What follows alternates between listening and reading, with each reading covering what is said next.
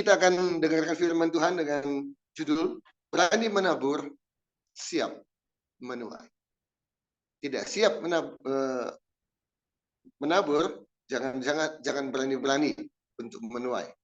Ya, kalau mau menuai harus berani menabur. Kita baca Kejadian 26 ayat 12. Kejadian 26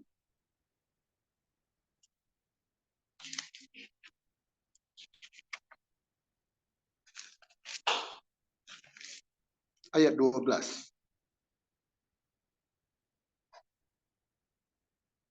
Mari kita buka Alkitab kita yang di rumah, yang mengikuti secara online. Yuk, ambil Alkitabnya dan kita buka Kejadian 26 ayat 12. Kita baca bersama-sama. 1, 2, 3.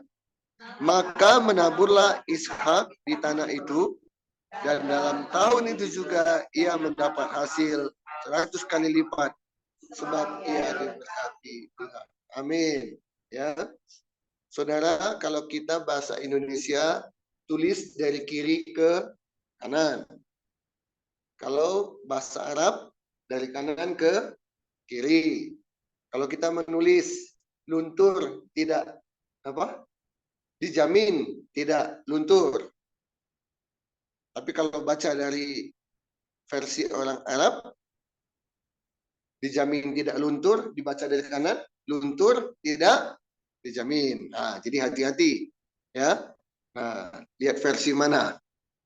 Versi Mandarin beda lagi. Dia dari atas ke bawah, gitu ya. Oke. Apa yang saya maksud, saudara? Yang saya maksud gini. Baru kita baca ayat 12, kita baca dari kiri ke kanan.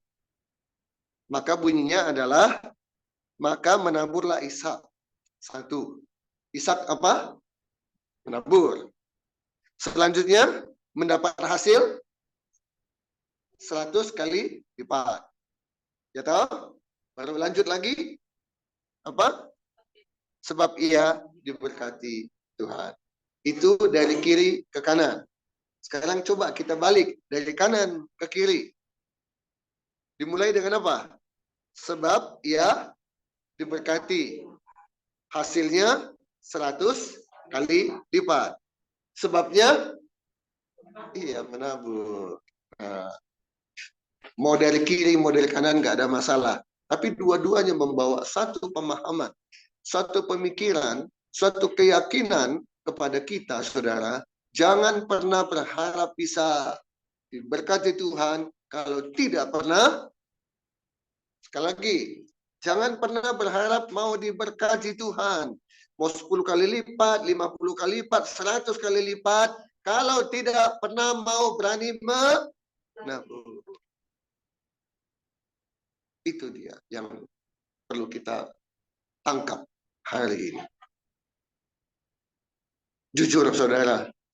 Yuk, jujurlah padaku. Jujur pada diri kita masing-masing. Salah satu kelemahan, kekurangannya orang Kristen itu apa? Macam-macam ya. Tapi salah satu kekurangan atau kelemahan orang Kristen adalah pelit.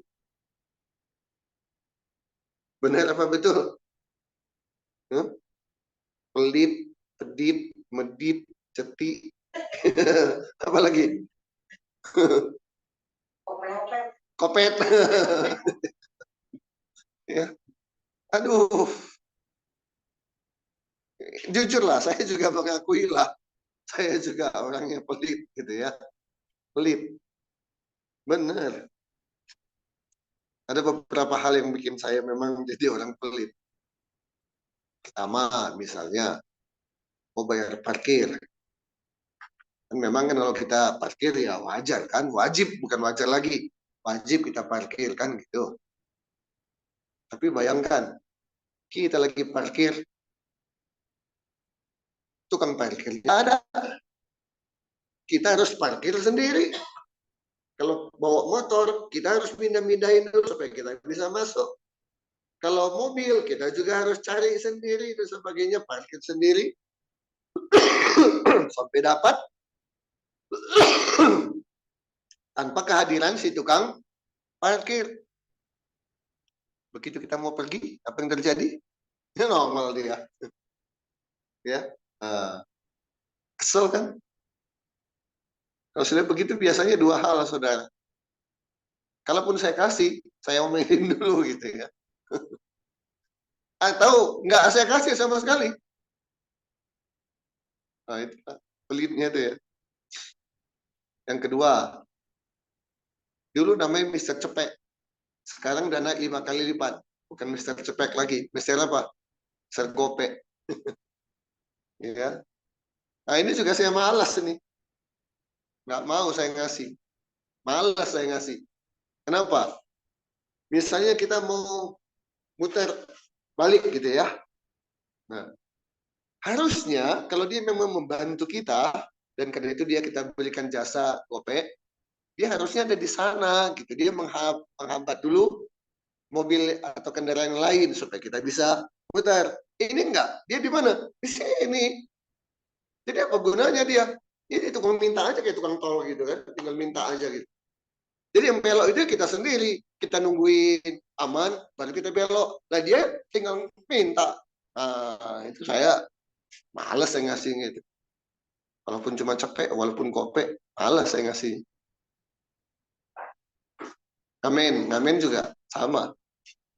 Tukang ngamen. Ya, nyanyian, kan nyanyi apa? Ya, asal pukul-pukul kendang, kecelek-kecelek doang, duit. Ya, nah, ini saya malas. Pelit, nggak mau ngasih. Nggak tahu bagaimana dengan saudara masing-masing. Kita punya cara pelit masing-masing ya. Ke anak misalnya, anak minta 100, kita kasih 25. Minta 5.000, kasih 1.000. Macam-macam lah. Pelit. Satu lagi pelitnya saya, saudara. Apa? Saya beli apa-apa aja, selalu cari yang paling murah. Di sini nggak ada yang sama kali ya. Ada yang sama dengan saya. Beli apa aja, saya selalu beli yang paling murah. Beli sepatu. Mana pernah saya mau beli mahal-mahal gitu ya.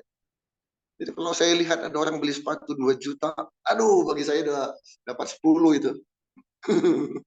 Ya, bayangin dia beli satu, saya bisa dapat 10. Walaupun dia bilang ini bisa tahan 5 tahun, tahun. Saya beli 10, itu juga bisa bertahan 5 tahun. Ya kan? Bisa ganti ini, ganti ini, ganti ini, ganti ini, ganti ini. 10. Tapi ada orang yang ya itulah ya. Beli sepatu 1 juta, 2 juta. Beli baju, beli celana, beli apa aja lah. Pokoknya saya selalu cari yang paling murah aja. Makanya saya beberapa hari yang lalu ketika lihat ada hamba Tuhan punya jam tangan, harganya nggak mahal-mahal amat sih. Hanya seharga mobil. Ya, jam tangan nggak mahal-mahal amat. Hanya seharga mobil. Saya tanya sama yang posting di Facebook, seharga mobil itu harganya berapa, Pak? Dia jawab, 225 juta. Mereknya Philip Patek. Tipenya ini. Jadi si hamba Tuhan itu lagi khotbah, pakai. Jadi kelihatan di foto, kelihatan jamnya. Dan dia kasih tunjuk harga jam. Ya, 225 juta. Mahal nggak, saudara? Jam tangan 225 juta? Mahal. Masa? Pelit dong. Kan hamba Tuhan harus diberkati. Itu belum seberapa, saudara. Ada lagi hamba Tuhan lain. Pakai jam tangan, ternyata mereknya Rolex, bukan all gold. Proleknya warnanya nggak kuning. Jadi bukan emas. Tipenya apa? Harganya 385 juta. Saya membayangkan 385 juta bisa bangun berapa gereja ya di desa-desa sana. Hanya dengan kemana-mana pakai ini. Nah, mahal nggak 385 juta? Pelit.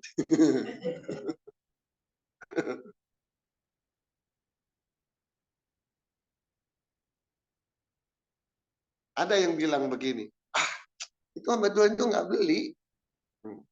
Dia nggak beli. Tapi dia dikasih. Nah, jadi orang nabur. Nah, boleh dong orang nabur 385 juta.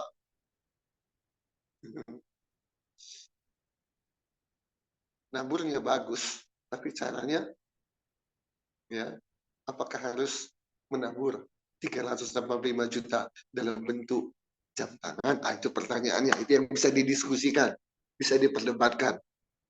Ya toh, nanti kita ngelihat saudara, menabur itu tidak hanya selalu dengan uang. Nah kan itu jangan pernah takut dalam menabur. Nah ini celakanya. Kelemahan pertama kita ini punya kebiasaan atau sifat pelit. Kedua, kita ini punya kebiasaan sifat yang memang ini luar biasa. Ini anugerah kah? Saya nggak tahu. Apa itu? Cepat sekali cari alasan. Kenapa terlambat? 5 alasan udah di kepala itu. Tinggal yang mana yang mau diiniin. Ada aja alasannya. Hebat. Luar biasa. Anak Tuhan apalagi. Kalau alasan, cepat sekali dapat. Nah, contoh, ayo kita mulai menabur. Mari kita belajar menabur. Langsung keluar alasan. Aduh, belum bisa. Kenapa? Saya juga masih kurang. Gimana saya mau menabur? Saya juga masih kurang. Jadi kalau orang kurang bagaimana? Yang nggak perlu nabur. Nah, ada alasan lain? Banyak. Ada alasan lain? Ada. Nanti kalau saya sudah punya banyak, baru saya menabur. Nah, bagus nggak kelihatannya? Gajinya 5 juta, saudara. Punya satu istri dengan satu anak. Gaji 5 juta. Ditanya, cukup nggak? Ya cukup, dicukup-cukupkan katanya. Kalau lebih ya, puji Tuhan. Tapi dengan 5 juta, ya itu jadi cukup-cukupkan. Oke, Tuhan berkati saudara. Bukan dengan 6 juta, bukan dengan 7 juta. Tuhan berkati 2 kali lipat. Jadi 10 juta. Pertanyaannya, 10 juta bagi dia, cukup nggak? Hati-hati menjawabnya. Hati-hati menjawabnya. Karena kita pun pernah mengalami hal seperti itu. Waktu segini rasanya kita cukup. Tapi ketika dapat tambahan, kok jadi kurang ya? Bukan karena jadi kurang, tapi keinginan kita yang jadi selangit. Waktu 5 juta, kita cukupkan dengan kebutuhan 5 juta. Bahkan kurang 5 juta. Kita masih punya tabungan 100, 200, 300 ribu. Tapi begitu penghasilan kita 10 juta, tiba-tiba ini di kepalanya si Empah mulai jalan. Yang tadinya nggak pikir untuk mau beli, jadi pengen beli. Ini pengen, ini pengen, ini pengen. Dijumlahin berapa? 12 juta. Kurang tekor 2 juta jadinya.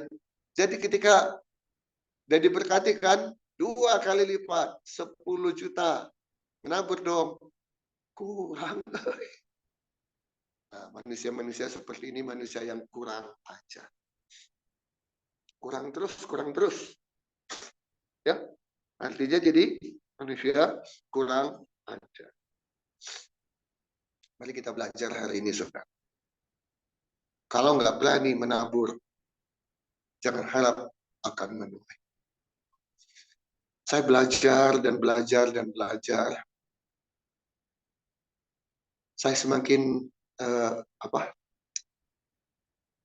tema kita tahun ini adalah hidup semakin intim dengan Tuhan, ya, hidup semakin dekat dengan Tuhan. Jadi dua cara yang paling sederhana hidup dengan Tuhan lebih dekat, lebih intim adalah dalam firman dan dalam doa.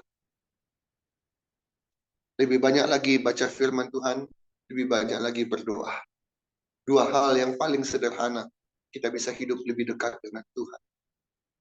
Ya, saudara tidak usah cari berkat. Berkat Tuhan yang atur. Daripada pikir ini, pikir itu. Kepala jadi kaki, kaki jadi kepala. Betul kita harus bekerja, ya setuju. Jangan jadi malas. Orang Kristen nggak boleh malas. Tapi jangan dulu bekerja baru berdoa. Berdoa dulu baru bekerja. Artinya, biar serahkan semua dalam tangan Tuhan. Tuhan yang atur nanti. Maka lihat, berkat itu dibukakan oleh Tuhan. Pintu-pintu dibukakan oleh Tuhan. Karena itu, mari kita dekat dengan Tuhan. Dekat dengan Tuhan. Intim dengan Tuhan. Ya, 2024 ini, saya minta sama Tuhan. Tuhan, saya mau jadi orang kaya. 61 tahun, sekarang menjelang 62, saya nggak pernah punya cita-cita menjadi orang kaya. Tapi tahun 2024, saya mau jadi orang kaya dan ingin menjadi orang kaya. Saudara mau jadi orang kaya? Atau mau seperti saya yang dulu? Mau ya? Nah, cuma tujuannya apa? Saya ingin jadi kaya. Supaya dengan uang yang Tuhan berikan pada saya, Tuhan siapkan pada saya, itu saya pakai untuk melayani Tuhan. Untuk melayani Tuhan, bukan untuk kenikmatan duniawi. Tapi untuk melayani Tuhan. Karena pelayanan butuh uang nggak, saudara? Puji Tuhan. Ternyata ya kita sadar bahwa pelayanan pun butuh uang. Karena itu saya belajar bagaimana caranya menyenangkan hati Tuhan. Saya nggak berpikir bagaimana cara mendapatkan uang yang banyak agar saya jadi orang kaya. Saya nggak mikir bagaimana caranya, strateginya untuk jadi orang kaya. Itu urusan Tuhan. Urusan saya hanya mendekatkan diri sama Tuhan, menyenangkan hati Tuhan. Cuman itu. Dan salah satu yang saya pakai caranya untuk menyenangkan hati Tuhan adalah menabung. Nah, karena itu saya mau belajar, berlatih, praktekkan, menabung. Ada seorang ibu. Ada seorang ibu.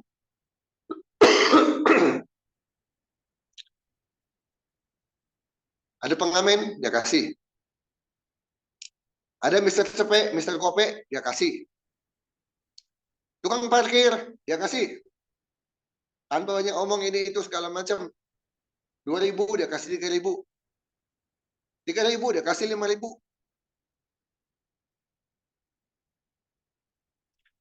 Ada orang jualan.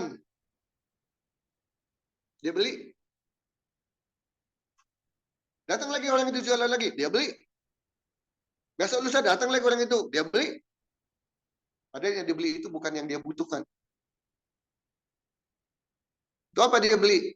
Hanya untuk membantu orang yang jualan. Jadi yang dia beli, yang nggak dia butuhkan, dia kasih ke orang lain. Kalau saya, aduh, ngapain beli? Nah, itu kan orang pelit kan. Ngapain beli? Apalagi itu datang lagi, datang lagi, datang lagi. Ini. Saya bilang apa? Jual dedet itu. Ya. Tapi ibu ini beli aja, beli aja, beli aja. Kalau dia beli sesuatu yang banyak, dia bagi-bagi. Ambil contoh aja misalnya. Kalau kita beli konghu, bukan beli konghu, beli capcay, konghu masa lo capcay aja, capcay konghu ya. Nah, beli capcay di konghu, satu porsi, banyak atau sedikit saudara? Banyak. Bisa makan berapa orang itu? Hah? 6. Lebih rasanya ya. 10 juga bisa ya kayaknya ya, kalau satu lihat aja udah ngeri gitu ya, satu ini ya. Nah, dia nggak makan banyak-banyak, jadi dia datang langsung bagi plastik, bagi ke siapa aja yang dia bisa bagi-bagiin. Jadi nggak nunggu sampai itu di apa, sisa panasin lagi, sisa panasin lagi, terus sudah ini uang. Tahu, makan secukupnya, selebihnya dibagi.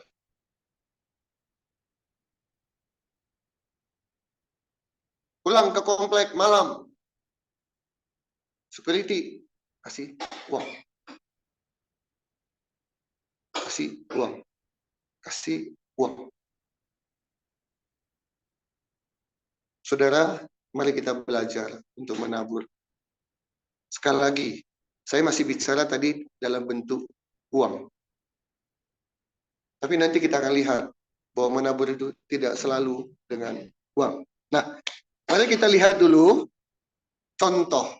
Ini pasti saudara sudah tahu. Saya hanya ingin mengingatkan kembali. Markus 12. Markus 12.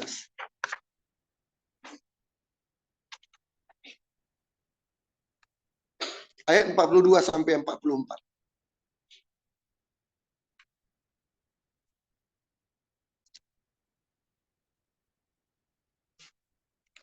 Markus 12 ayat 42.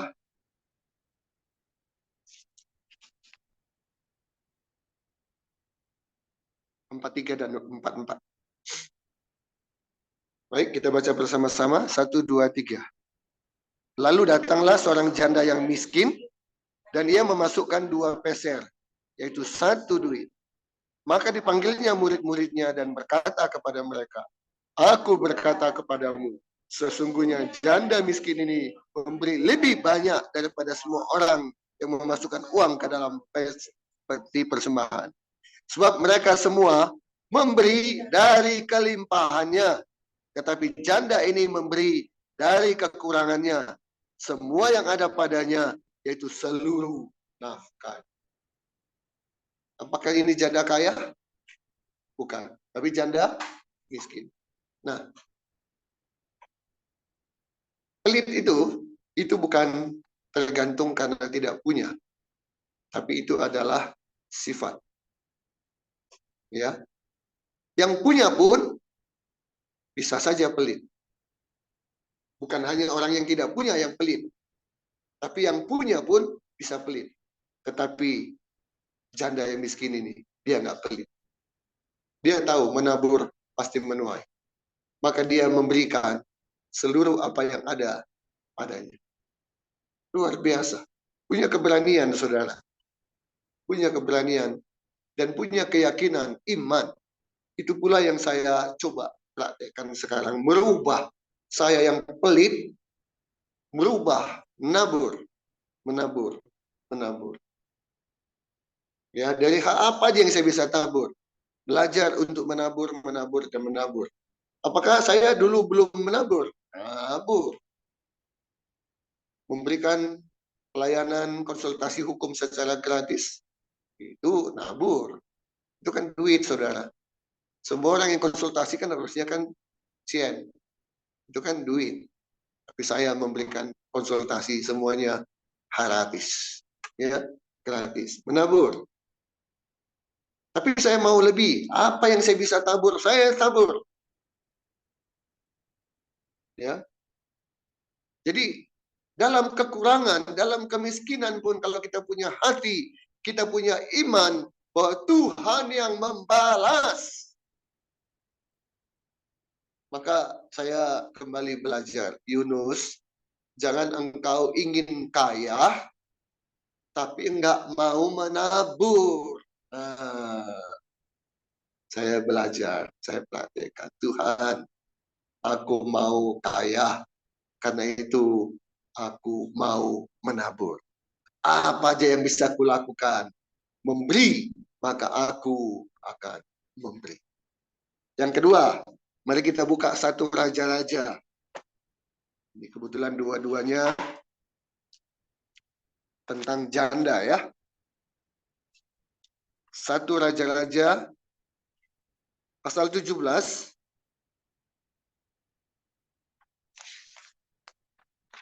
Satu Raja-Raja pasal 17.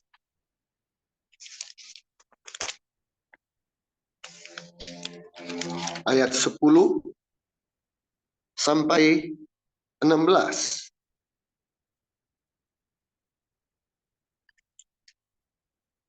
Satu Raja-Raja 17 ayat 10 sampai 16. Ayo kita baca bersama-sama. Atau saya baca deh ya. Saudara baca dalam hati. Sesudah itu ia bersiap lalu pergi ke Sarfat. Setelah ia sampai ke pintu gerbang kota itu, tampaklah di sana seorang janda sedang mengumpulkan kayu api. Ia bersuruh kepada perempuan itu, katanya, cobalah ambil bagiku sedikit air dalam kendi, supaya aku minum. Ketika perempuan itu pergi mengambilnya, ia bersuruh lagi. Nah, permintaan kedua. Cobalah ambil juga bagiku sepotong roti. Nah, setelah air minum, sekarang roti. Perempuan itu menjawab, demi Tuhan Allahmu yang hidup, sesungguhnya tidak ada roti padaku sedikit pun, kecuali segenggam tepung dalam tempayan dan sedikit minyak dalam buli-buli. Dan sekarang aku sedang mengumpulkan 2-3 potong kayu api, kemudian aku mau pulang dan mengolahnya bagiku dan bagi anakku. Dan setelah kami memakannya, maka kami akan mati. Kenapa mati? Udah gak ada lagi yang bisa dimakan. Itu adalah makanan yang terakhir. Ayat 13. Tetapi Elia berkata kepadanya, janganlah takut. Pulanglah, buatlah seperti yang kau katakan. Tetapi buatlah lebih dahulu bagiku sepotong roti bundar kecil daripadanya, dan bawalah kepadaku. Kemudian barulah kau buat bagimu dan bagi anakmu. Saudara, pernah dengar kata-kata ini? Sudah dikasih hati, minta.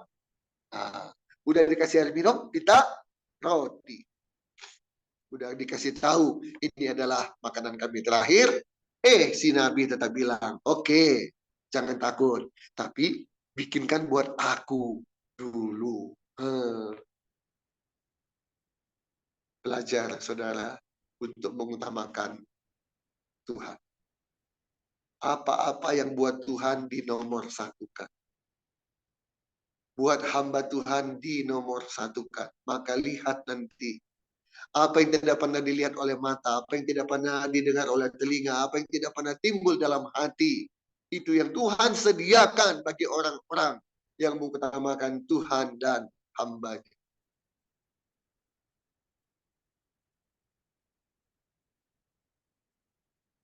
Lanjut. Sebab beginilah firman Tuhan Allah Israel. Tepung dalam tempayan itu tidak akan habis. Dan minyak dalam buli-buli itu pun tidak akan berkurang. Sampai pada waktu Tuhan memberi hujan ke atas muka bumi. Saudara, kita tahu banyak janji Tuhan. Apalagi sering baca firman Tuhan. Tapi masalahnya, percayakah kita pada janji Tuhan itu? Atau kita bilang, janjinya sini, oke, tapi aduh gimana ya, saya akan begini, saya akan begitu. Yang pertama, percayakah kita akan janjinya? Oke lah, kita percaya. Karena itu orang beriman. Yang kedua, kalau sudah percaya, beranikah kita mempraktekkan apa yang perintahkan oleh Tuhan? Supaya janjinya benar-benar tergenapi dalam hidup kita. Kalau sudah cerita praktek, nah ini berat ini. Ya, kasihilah, iya kasihilah, berilah, ya berilah. Nah sekarang beri, tunggu dulu. Nah, tunggu dulu, remnya pakem gitu ya. Keluarin dompet, dompetnya kayaknya kena lem gitu ya, nggak keluar-keluar gitu ya. Udah keluar dompet, keluarin duit, lem, duitnya nggak keluar-keluar ya. Nah, bagaimana dengan janda ini? Janda ini percaya pada Nabi dan melaksanakan apa yang diperintahkan oleh Nabi. Lalu pergilah perempuan itu dan berbuat seperti yang dikatakan Elia. Maka perempuan itu dan dia serta anak perempuan itu makan beberapa waktu lamanya. Ayat 16. Sama-sama kita baca. 2, 3. Tepung dalam tempayan itu tidak habis. Dan minyak dalam buli-buli itu tidak berkurang. Seperti firman Tuhan yang diucapkannya dengan perantaraan Eli. Haleluya. Ada amin, saudara? Kalau kita berani memberikan kepada Tuhan, maka persediaan kita tidak pernah habis. Haleluya. Berani menabur, baru siap menuai. Tidak berani menabur, jangan berharap akan menuai.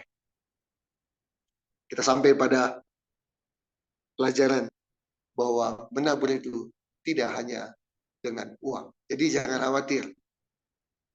Orang yang tidak punya uang, mau nabur pakai apa? Yang tidak punya uang, jangan miskin aja berani. Ya, apalagi kita yang punya diberkati Tuhan. Kita buka Zakaria 8 ayat 12.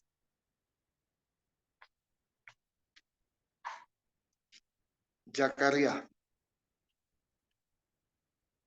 8 ayat 12. Bagian A saja.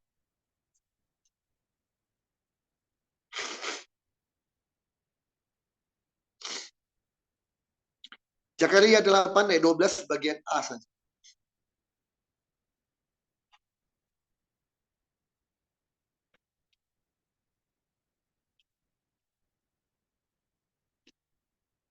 Oke, ketemu? Kita baca sama-sama. Zakaria 8 ayat 12 bagian A saja. 1, 2, 3. Melainkan aku akan menabur damai sejahtera.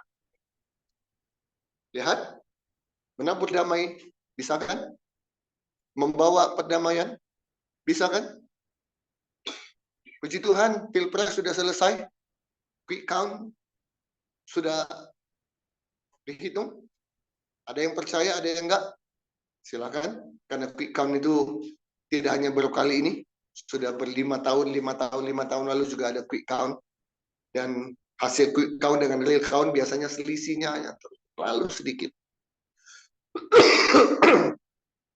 Ya, berlangsung dengan baik, dengan damai, tidak seheboh yang 5 tahun lalu, puji Tuhan. Tapi saudara punya WA group kan? Pasti punya. Lihat di mana di WA group selama masa-masa belum Pilpres ini. Aduh, ada aja yang begini, yang kasih postingan ini, kasih sharing ini apa. Aduh, ampun. Paslon ini begini, paslon itu begini. Akibatnya apa? Nah, ini kejadian 5 tahun selalu terjadi. WA group ribut, gara-gara Pilpres, gara-gara satu dukung ini, satu dukungin. Sebenarnya dukung-mendukung masalah nggak, saudara? Enggak. Yang masalah, nah ini nih masalahnya. Saya mendukung paslon ini. Harusnya sebagai pendukung paslon ini, saya posting aja hal-hal yang baik tentang paslon yang saya dukung. Betul nggak? Apa yang saya tahu tentang dia, itu yang saya posting. Supaya orang tahu dan orang dukung. Itu kan? Tapi yang terjadi di WA Group adalah bukan gitu. Saya dukung paslon ini, tapi yang hari-hari saya posting adalah tentang paslon yang lain. Loh, kok aneh? Nggak aneh. Kejelekannya, hoaknya, bahkan fitnahnya, itu gimana orang nggak panas? Akhirnya berbalas pantun, selisih, delete, ya pertemanan pun selesai. Aduh, itulah Pilpres ya. Jadi salah. Kalau pendukung paslon, dukunglah dia habis-habisan dengan cara-cara yang positif sehingga orang jadi simpati. Ini enggak, jelekin terus, orang juga jadi nggak simpati. Pendukung kayak begini, apalagi yang didukung, gitu. Ya, ayo kita bawa damai sejahtera,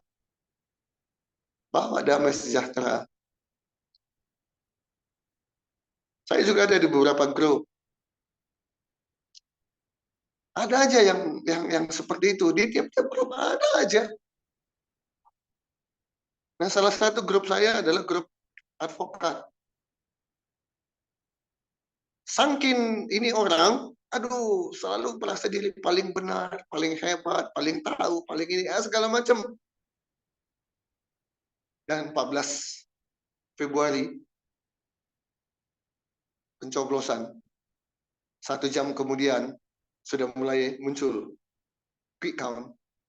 Sampai sore, suara yang muncul semakin sekian persen, akhirnya mendekati 100%.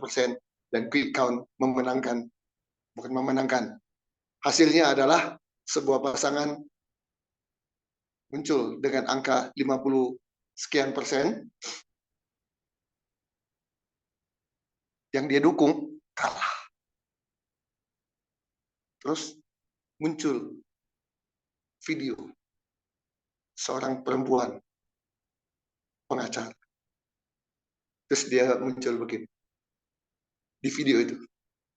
Dia sebut nama orang yang, aduh, ini memang saya juga kesel. Sebut namanya S. Dia bilang, S, semoga engkau tidak masuk rumah sakit jiwa. Dan sebenarnya karena itu di share lagi gitu ya. Karena memang orang kesel sama si S ini. Nah, setelah dia demikian rumah selama belum pilpres, ternyata pilpres jagoannya kalah. Ada yang nggak tahan juga, makanya dia bilang bikin dalam videonya, S, semoga engkau tidak masuk rumah sakit jiwa. Kenapa? Nggak ada hukumnya sampai begitu ruang nyebelin orang. Dan sekarang rasain gitu kan. Paslonmu kalah. Walaupun akhirnya ya jadi kehebohan juga. Satu sisi orang setuju, puas. Dasar memang si S ini pikas sebelen gitu ya. Tapi ya bilang semoga tidak masuk rumah sakit jiwa juga ya gak enak juga gitu ya. Akhirnya dia bilang itu hanya bercanda gitu ya. Nah, kita jangan di mana-mana jadi biang kerok, provokatif, bikin masalah.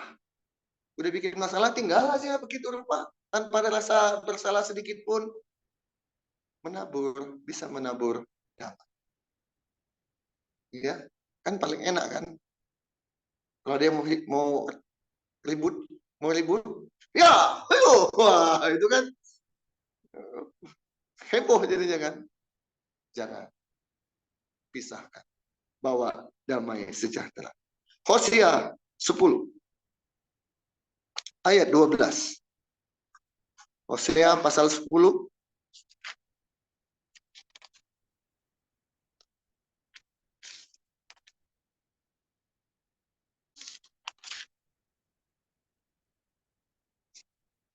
ayat 12.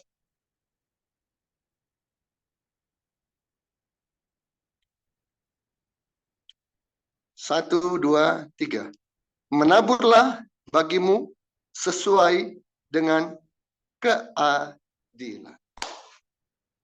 Ayo, kita di rumah tangga sebagai suami harus adil, sebagai istri harus adil, sebagai anak harus adil, sebagai guru harus adil, sebagai pengacara, sebagai jaksa, sebagai hakim harus adil. Jangan maju tak gentar membela yang bayar.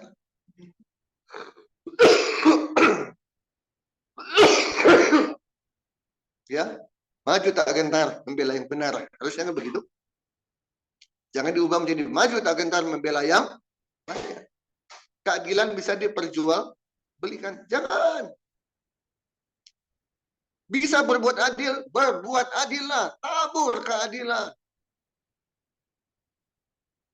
Apa yang bisa kita lakukan? Satu lagi, 1 Korintus 9. 1 Korintus 9 ayat 11. Bisa menabur damai sejahtera, bisa menabur keadilan. Satu lagi, 1 Korintus 9 ayat 11. Menabur apa ini? Kita baca bersama-sama 1 Korintus 9 ayat 11. 1, 2, 3. Jadi, jika kami telah menaburkan benih rohani bagi kamu, apa yang ditabur? Benih rohani. Artinya apa, saudara? Benih rohani itu dalam bentuk apa?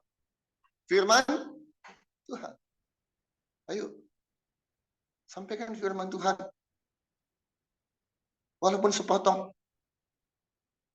Makanya saya mendorong hamba-hamba Tuhan yang tergabung dalam mitra kami di Mission Care. Kami punya Facebook group. Saya bilang, ayo posting ayat firman Tuhan kayak posting kesaksian kayak apa aja yang diposting. Sehingga ketika orang baca dan dia pada situasi kondisi tertentu dan dia baca, dia bisa dikuatkan.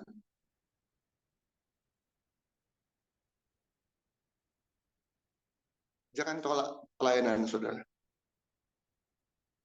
Dengan alasan, kembali lagi kan alasan kan, saya nggak bisa khotbah, saya nggak bisa saksi, saya nggak bisa ini, saya nggak bisa itu. Selama kita punya suara, setidak-tidaknya kita bisa bilang, Tuhan memberikan kekuatan padamu. Bisa nggak ngomong gitu? Bisa. Orang yang sedang dalam lemah, mendengarkan kata-kata Tuhan Yesus memberikan kekuatan kepadamu. Gimana rasanya? Daripada rasain lu, waduh, rasanya ada batu nggak? Ada batu nggak? Ya, ucapan.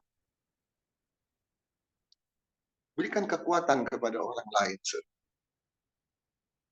Jangan malas bersaksi kebaikan Tuhan. Itu akan menguatkan. Kemarin saya membagikan kan video mengapa saya menjadi orang Kristen. Ada saudara lihat videonya? Mamanya ya, sakit ya. Bagikan. Apa aja. Mau khotbah, khotbah. Mau saksi, saksi. Mau bagi ayat, bagi ayat. Kita punya media sosial, bagikan. Tabur benih-benih rohani. Jadi banyak hal yang kita bisa tabur, saudara. Tidak hanya uang. Banyak hal yang kita bisa tabur. Dan marilah belajar menabur. Ayat terakhir, Lukas pasal 6. Lukas pasal 6.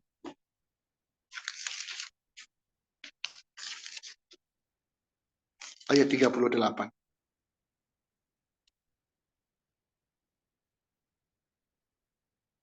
Lukas pasal 6 ayat 38. Kita baca bersama-sama. 1, 2, 3. Berilah dan kamu akan diberi satu takaran yang baik, yang dipadatkan, yang digoncang, dan yang tumpah keluar akan dicurahkan ke dalam geribaanmu. Sebab ukuran yang kamu pakai untuk mengukur akan diukurkan kepada. Berilah, berilah, berilah. Tabur, tabur, tabur. Saya akan menuai karena saya butuh uang yang tidak sedikit. Saya mau beli 3 alat kamera dalam kebutuhan untuk membuat vlog atau podcast. Dari mana uangnya? Dari Tuhan. Bagaimana caranya? Caranya Tuhan. Saya juga nggak tanya-tanya, Tuhan gimana caramu? Itu urusan Tuhan. Tugas saya adalah mempersiapkan wadah. Untuk mendapatkan berkat Tuhan, caranya apa tadi? Kejadian? Maka menaburlah Ishak. Hasilnya 100 kali lipat. Karena dia diberkati Tuhan. Ingat, mau diberkati Tuhan 100 kali lipat, menabur. Saya siap menuai. Waktunya Tuhan. Tapi saya harus siap dulu ngapain? Menabur. Nah, karena itu saya belajar, saudara, menabur. Menabur dan menabur. Saatnya Tuhan bilang, engkau akan menuai. Kebutuhan-kebutuhanmu untuk pelayanan, aku bukakan berkatnya. Mustahil seorang Yunus jadi orang kaya. Mana caranya dia bisa jadi orang kaya? Jangankan saudara, jangankan orang lain. Saya juga nggak kepikir tuh bagaimana cara saya jadi orang kaya. Tapi yang saya tahu, Tuhanku maha kaya. Dan dia sanggup untuk memberikan kekayaan kepadaku.